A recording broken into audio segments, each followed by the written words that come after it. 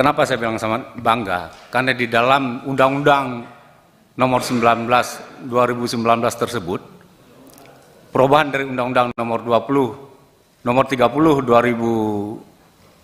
2002 yang mengamanatkan di situ perubahan menjadi adanya Dewas. Di pasal 21 ayat 1 tersebut memuat elemen dari KPK itu adalah Dewan Pengawas berjumlah 5 orang, pimpinan KPK berjumlah 5 orang, dan di situ ada pegawai KPK, Bapak.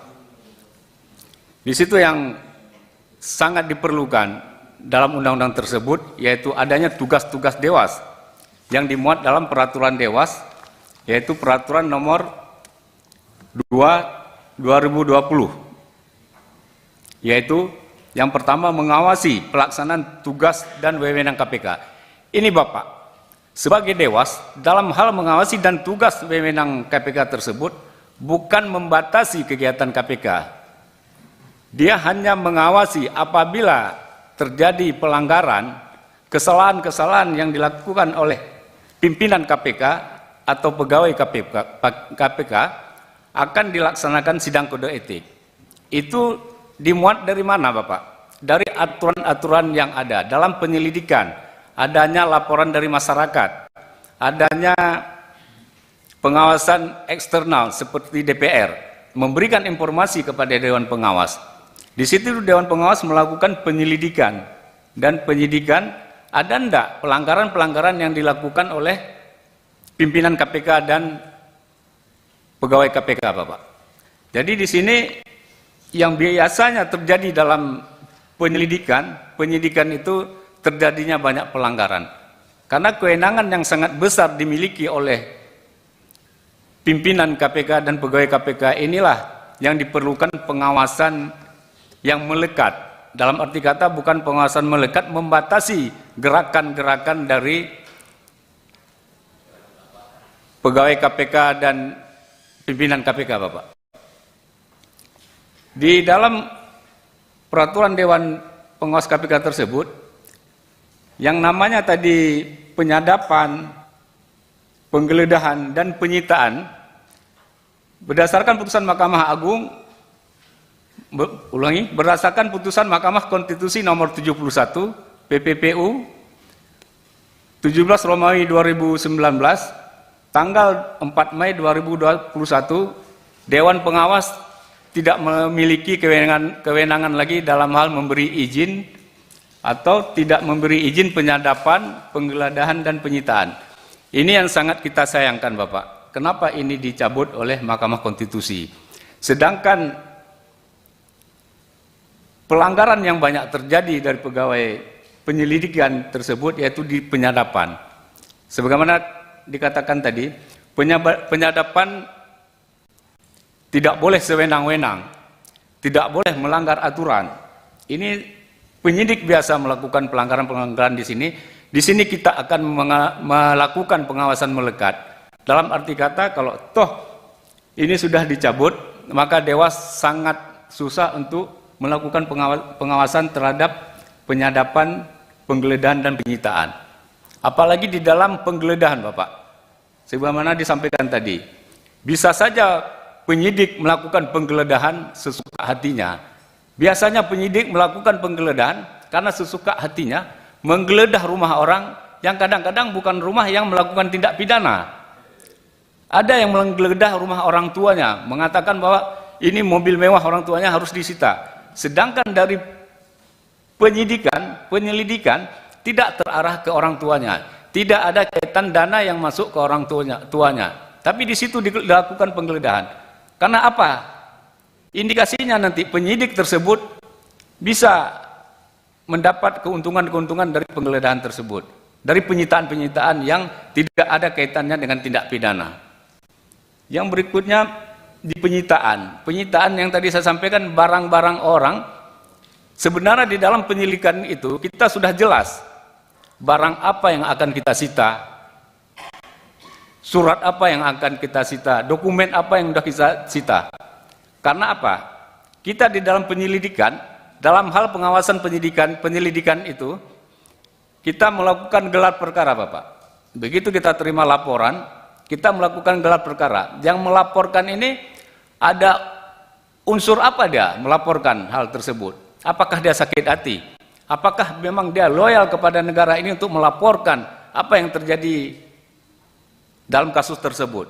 Ini banyak yang disalahgunakan dalam penggeledahan dan penyitaan ini. Banyak kali penyelewengan. Sebagaimana kontrol dari Dewan Pengawas, kami pernah menangani kasus tindak pidana pencucian uang, Bapak. Kasus tindak pidana pencucian uang itu tidak semena-mena langsung kita bisa tangani, bisa tangkap orang pelakunya.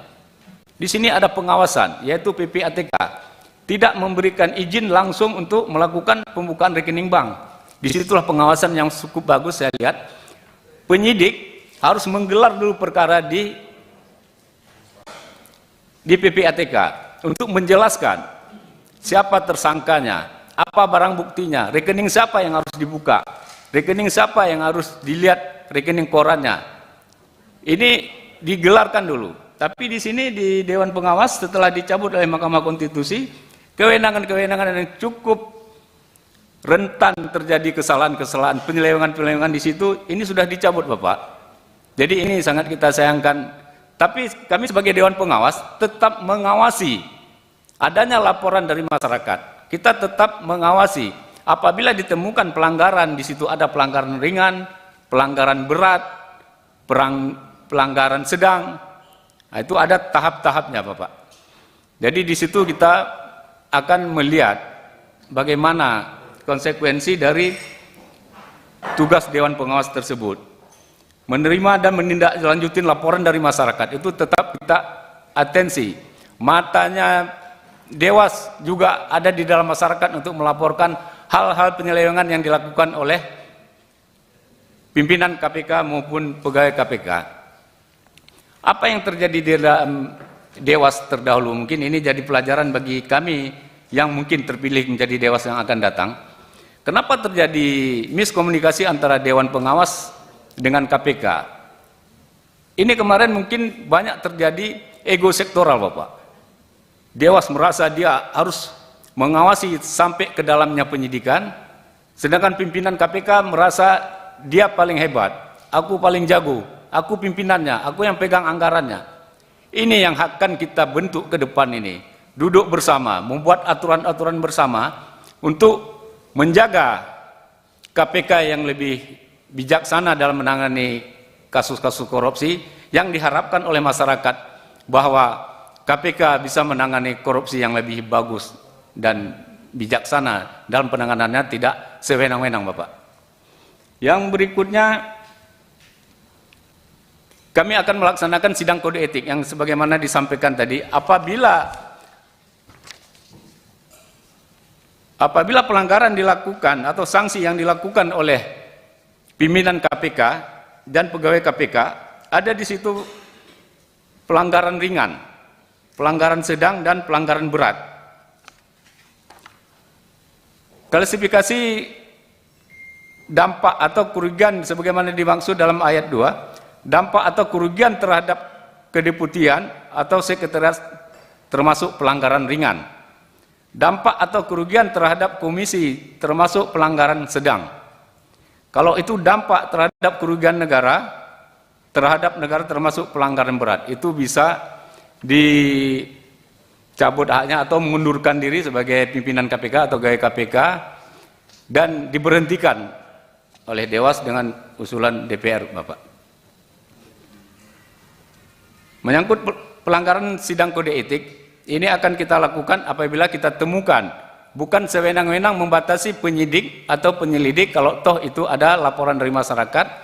Dewas hanya meminta gelar perkara, Bapak, tidak membatasi dan tidak menghentikan penyidikan untuk menggelar perkara tersebut. Sampai di mana pelanggaran yang dilakukan oleh pimpinan atau pegawai KPK dalam kasus yang dilaporkan oleh masyarakat tersebut, kita melakukan pendalaman untuk mengetahui, mencari saksi, bukti, betul tidak adanya pelanggaran yang dilakukan oleh pimpinan dan pegawai KPK.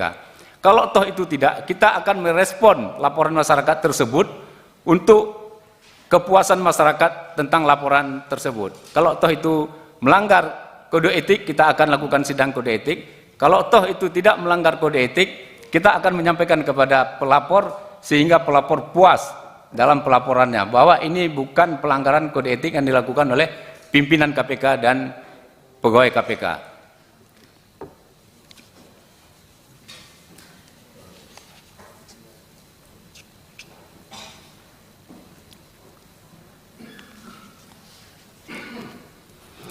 Yang mana konsep strategis kami dalam mengawasi pimpinan KPK dan pegawai KPK, yaitu kami akan membuat satu aturan kesepakatan bersama dengan pimpinan KPK untuk mencari jalan keluar sehingga pelanggaran-pelanggaran yang dilakukan oleh pimpinan KPK, contohnya terdahulu pimpinan KPK melakukan pelanggaran dan pegawai KPK penjaga tahanan bisa melakukan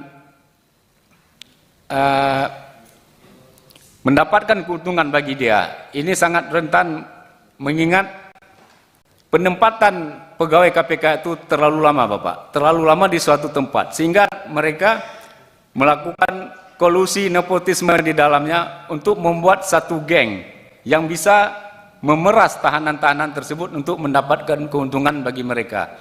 Jadi apabila kami terpilih nanti sebagai Dewan Pengawas KPK, kami akan mengatur regulasi tentang penempatan personil KPK sehingga personil KPK itu tidak jenuh di suatu tempat sehingga melakukan pelanggaran-pelanggaran hukum yang tidak diperlukan, Bapak.